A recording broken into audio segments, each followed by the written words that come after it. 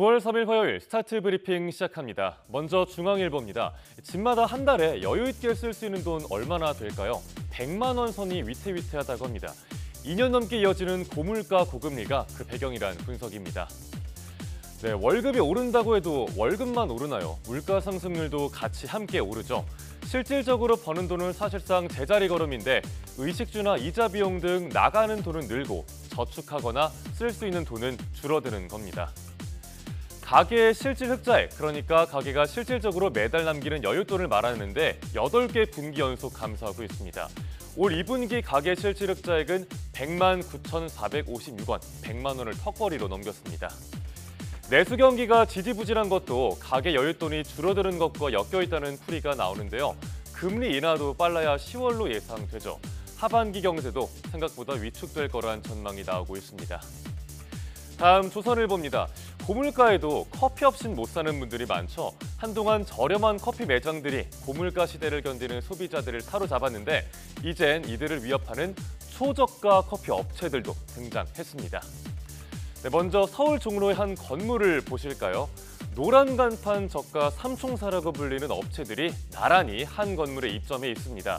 그런데 이곳들보다 더 싸고 더 큰 용량으로 무장한 업체들이 도전장을 내밀었습니다. 커피공화국 대한민국에서 저가 커피 전쟁 2라운드가 시작된 겁니다. 노란 간판 3사의 성공 키워드는 높은 회전율과 박리담회였습니다. 시장에서 자리를 잡은 뒤에는 매장의 크기를 늘리고 유명 모델을 내세웠죠. 임차료와 광고료가 늘면서 가맹점주들의 부담도 덩달아 늘었습니다. 또 회사 규모가 커지자 가격도 슬그머니 올리면서 경쟁력이 주춤해졌다는 분석입니다. 신생업체들은 창업비용과 인테리어에서 돈을 아껴서 100원, 200원이라도 싸게 팔고 있습니다. 또 여기에 배달 시장까지 공략하면서 노란 간판 삼총사를 위협하는 중입니다. 이번엔 국민일보 보겠습니다. 2월급에 그 고생을 이라고 말을 하면서 제복을 벗는 젊은 경찰과 소방관들이 많아지고 있습니다. 공직에 대한 메리트가 떨어진다고 느끼는 겁니다. 올해 퇴직한 소방관의 75%, 경찰관의 77%가 10년차 이하였습니다.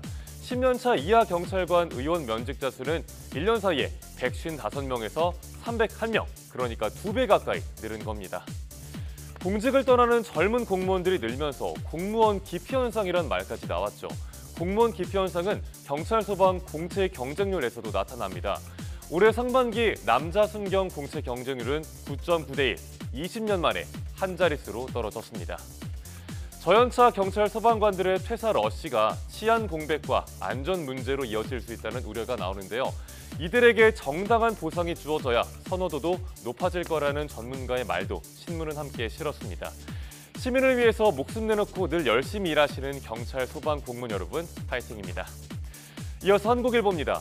지친 마음을 달래려고 찾은 심리 상담사가 알고 보니까 전문 자격증이 없는 사람이라면 어떨까요? 마음의 상처를 키우는 무자격 심리 상담사가 우후죽순 늘어나고 있다는 내용입니다.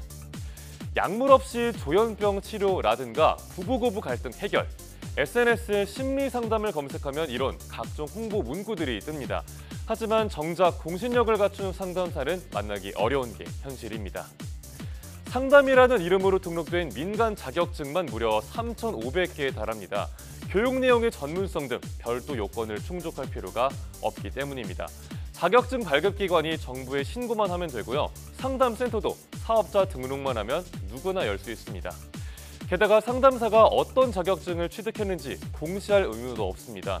비전문가한테 비싼 돈 주고 심리 상담을 받다가 오히려 마음의 상처가 커질 수도 있겠죠. 전문가들은 무분별한 자격증 발급 제한과 의무교육 등 국가 차원의 관리가 필요하다고 조언합니다. 상담 심리사와 임상 심리 전문가는 공신력이 있는 자격증이라 신뢰해도 된다고 하니까 참고하시면 좋겠습니다. 마지막 한겨레 신문입니다. 파리 패럴림픽에서 우리 대표팀이 열심히 경기를 펼치고 있는데요. 그중 이 선수에 주목해 주시죠.